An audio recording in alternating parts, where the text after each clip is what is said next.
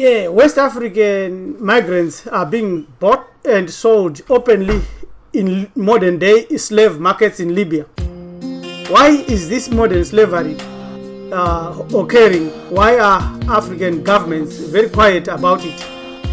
You know, thousands of black people, especially from West Africa, Somalia, Sudan, and Eritrea, are being captured and sold as commodities here in Africa. Priest, teacher, rabbi, in evocative repeat of the 19th century European and white Arab run of slave trade, a video footage shows one episode of a group of West African migrants auctioned as big, strong boys for farm work.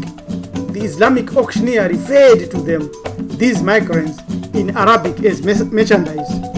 Here is a cartoon by Guido about African problems. They say African problems need African solutions, which is more aid, more troops, great Alex regions. Of course, this occurs all over Africa, not only great regions. What about in the United States? Are black people prosperous and happy and excited and living a very comfortable life? Racism against certain groups, especially African Americans in America, was demonstrated and amply stated by none other than Brother Malcolm X. He proved that, did you know that blacks in America suffer more from violence, black to black violence, police or official violence against black people? You know that black people are incarcerated disproportionately, that they have got a shorter lifespan in America, that they lack educational opportunities, and that they have a large number of families that are headed by a single parent, single mom. Also keep in mind that there are still a large income gap between black people in America and other racial groups. Why is this state of affairs allowed to occur? What is happening? Who shall save our race here in Africa and all over the diaspora? Some shocking statistics. Why does no one care? Millions of black people live on less than $1 a day in Africa and elsewhere in the world. Disease and general strife is plenty. Globally, black people are behind in everything that you can name: entrepreneurship, education, and so forth. Although we say we are educated, we follow the educational system that has already been set up. We are facing challenges, huge problems. If you are black, it does not matter how educated or rich you are. We are in deep trouble in personal health, well-being, wellness, relationships, happiness, contentment, serenity, jobs, wealth creation, money matters.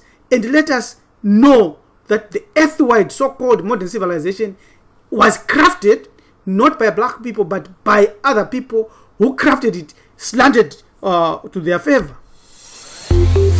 Last Spirit of Amen, Hamid Hebrew Ethics, Priest Teacher Rabbi Elem Tumizul.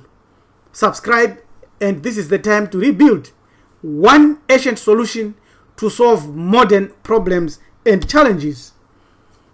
Once this key is understood or even generally appreciated, all life challenges suddenly fall into perspective. There won't be any confusion because finding solutions becomes as easy as counting 1, 2, 3. One ancient solution to solve modern problems and challenges. This is what we are going to offer today. The system has devised a program of isolate, divide, and conquer tactics.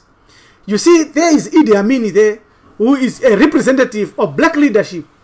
Politically, economically, and corruption-infested and best policies prove that African leadership does not care about Africa or about Africans anywhere you find them. That is the crux of the matter. We lack leadership. And then the other foundation, again, foundational structure is the scramble of Africa that was done over Africa. See, this is the Miss Valden and Mr. Patton's map showing Africa in 1880, where we had very few occupants here occupying Africa. And then Africa after 1914 now, after the Berlin Conference, where the whole of Africa has been colonized. And this is where our problem begins, because these borders were put willy-nilly without any due consultants. Poor leadership was subtly injected in. Now, just remember that Africans are people who for hundreds of years sold their other Africans to all buyers, including to Arabs and to Europeans. For over 1,000 years or more, all that West Africans and East Africans, Southern Africa did was war, tribal wars, and destroying each other, and really demonstrating the useless existence, and therefore selling your own people to Arabs and white folk proves that we are nothing, we are chattel. Africans hunted, captured, and sold their own people. And on top of that, there is also a program that was run in America by the Willie Lynch later that used the divide and rule tactic. For instance, Willie Lynch in 1712 wrote a letter to encourage a system where old black people and young black people are divided. That's cutting source of communication between the old that are experienced and the young that are coming up. The light-skinned were also encouraged to look upon the dark-skinned slaves as nothing, as worse than themselves. And there was the divide that still continues today between males and females, where role playing was encouraged. And also there was the fine hair and coarse hair division, that those with long hair, those with kinky hair, they divide. Small little things, small differences were made bigger. So this is what Willie Lynch encouraged, and this is what we see today all over Africa. Willie Lynch encouraged that take simple differences and make them bigger. After receiving this indoctrination, the slaves will become self-generating for hundreds, maybe thousands of years. How true this is. What is the way out? If you read The Guardian of 2017 there, in August on the 11th, you find that there is a report there that says, that writes on how the United States system treats African Americans with contempt. We have seen the Willie Lynch already. It goes on to say that the United States justice system has inbuilt levers meant to oppress the black people, specifically the really dark-skinned black males, permeates everything, everywhere. Why? They are scared of you. The system is scared of you. Why are they scared of us? Why does no one care about black people? You must know this. And there is more. We are going to share more of this. Now, here is another aspect adding to this. Since this civilization is European, they know who the black person is. Thus, they would rather destroy us off this planet and erase us and remain alone. First, Champollion Figeac, who deciphered or helped to decipher the hieroglyphics, said this: the first tribes that inhabited Egypt, that is the Nile Valley between the Syene Cataract and the sea, came from Abyssinia, Ethiopia, to Sennaar. The ancient Egyptians belonged to a race quite similar to the Kenos or Barbaras, present inhabitants of Nubia, which is southern Sudan today. In the Copts of Egypt, we do not find any of the characteristics features of the ancient Egyptian population. The Copts are the result of crossbreeding with all the nations that have successfully dominated Egypt. It is wrong to seek in them the principal features of the old race. We know clearly the principal features are found within the black people. Here's what he said. He said, since ancient Egyptians were Negroes, then European civilization is but a derivation of African achievement. Now, our ancestry is one of the things that they fear most, because our ancestry represents that ability by any human being to civilize. The radical concept that we must review, and as taught by Hamiti Hebrew ethics, is to focus on Africa's ancient civilizations. Once we divinized our life via ancestor reverence, we jump out of jail. Our jail master has almost succeeded in isolating us from our glorious past and divided and continue to divide us today. We need to see ourselves first in the eyes of our ancient ancestors who created outstanding civilizations. Happy divinization. We have got incredible potential that must be unleashed. So, life spirit of a man, spirit and body, a science which is derived from understanding and accepting and seeing history and events of life through African eyes causes us to realize that our history as black people has been smashed, hidden, and made a taboo for the reasons that we have already alluded to. We must analyze and adopt what our ancient ancestors did to establish kingdoms and establish knowledge-based system that is given everybody what we have today. This technology we use is derived from numbers, digital numbers that were discovered by our ancient ancestors, especially the spiritual aspects and practice of them, whether these ancestors are from ancient Ghana, Ethiopia, Kamiti, Zimbabwe, India, China, or United States. We must find their ways, what they did, how they survived, and how they created and recreated everything. From this we can then have what we must do. What should we do today? We must read, study, and practice Africanism. Perhaps you may begin with some of these authors immediately and recreate your own new spiritual order, which really is an ancient solution to solve modern problems and challenges, such that those who do not like us, we don't care. We will be reconnected. These are founder thinkers, modern founder thinkers. This is Edward. You must find the books written by Edward Blyden, who wrote The Foundation of Any Mature Science is its articulation in an authoritative text. That is Kuhn who said that. The Africological textbooks published by Hopkins 1905, Perry 1893, and Williams 1883 provided the vocabulary and the themes for further Afrocentric social science research. This is what we have to dip ourselves into. The pedagogy for ancient Afrological research was well established by the end of the 19th century by African American researchers, well versed in the classical languages and knowledge of Greek and Latin.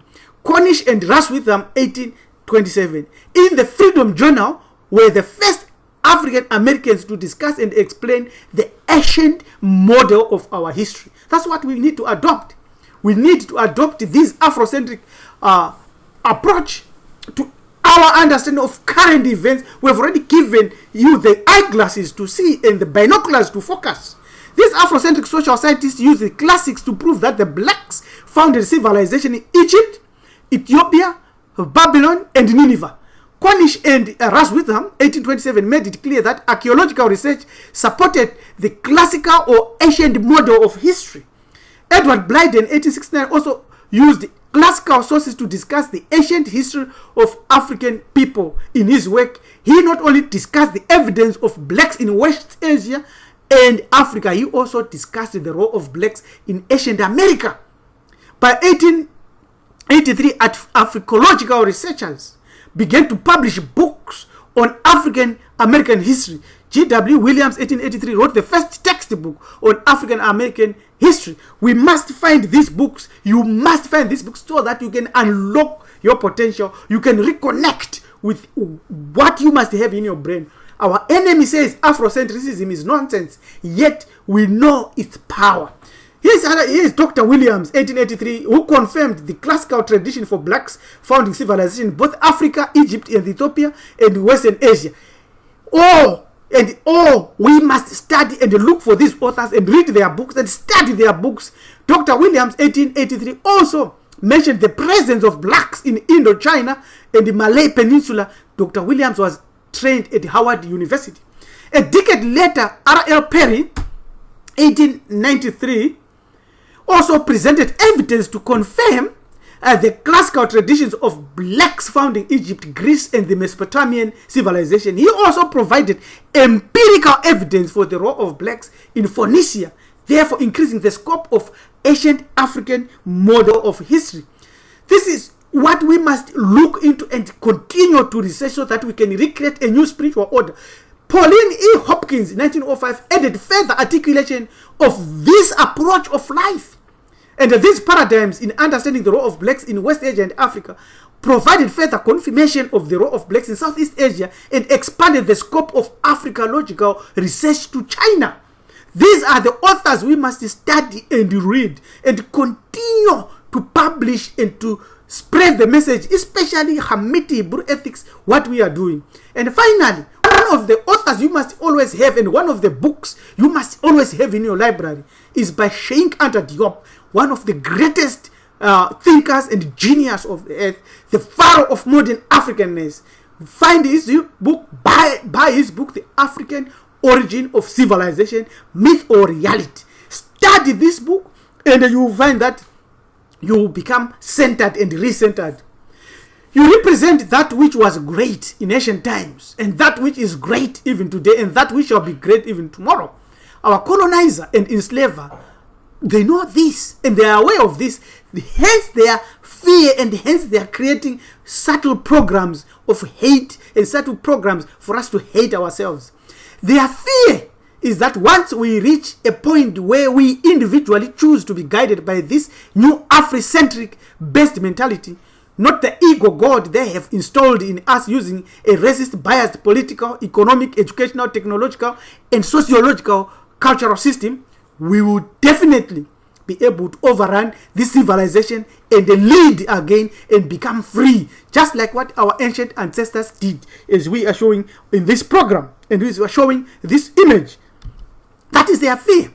Therefore, they have to reinforce and project this self-hatred mentality, because it builds in us a sense of low self-esteem, confusion, and acceptance of our weaknesses.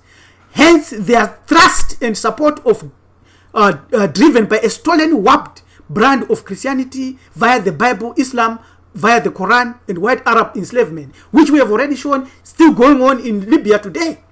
When that happens, when we free ourselves, Africans, currently the most hated human beings on earth, would become the most powerful human beings, because we have resurrected and reconnected our ancient glories and our ancient greatness.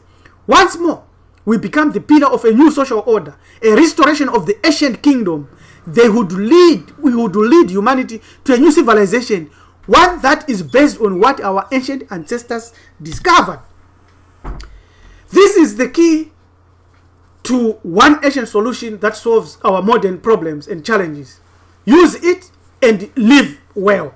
Thank you. Subscribe and share Hamiti Hebrew Ethics, Life Spirit of Amen Hem. Thank you. Goodbye.